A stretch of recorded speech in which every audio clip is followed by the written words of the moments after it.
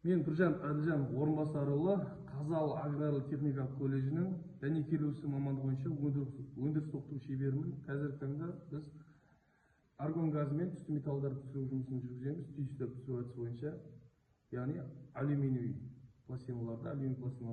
Келесі кезекте біздің жұмыс қажет заттарымыз жұмыс орнында, яғни металдар тазалайтын шөп және спиртіміз, яғни мына бетіндегі алюминий пластина бетіндегі пленканы шамал бетін алу үшін спиртпен тазалап аламыз. Жұмыс барысында бізге пластикостар және басқа яғни қосымша присоединитель, алюминий присоединитель бар. Вольфрам электродымызды егеп дайындап қойдық. Ендігі кезекте аппаратымызды қосып жұмысымызды бастаймыз. Аппаратты қосқан кезде мына жерде AC, DC деген екіге бөлінеді, яғни AC дейтін алюминий суарки, DC дейтін түсті металлымыз, қоңыр металдарды түсіреміз, қара металдарды. Енді AC алюминий суаркиге қойдық. Енді газымызды ашамыз да, ары қарай түсіру жұмысын жалғастырамыз.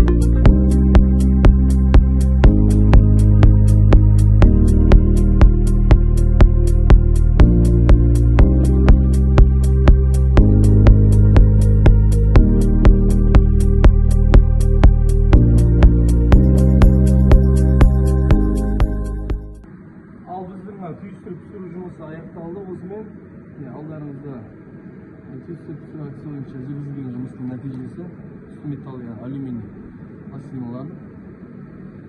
Осылай түсіру жұмысын, түйістіріп түсіру жұмысын жүргіземіз. Назар аударғандарыңызға рахмет.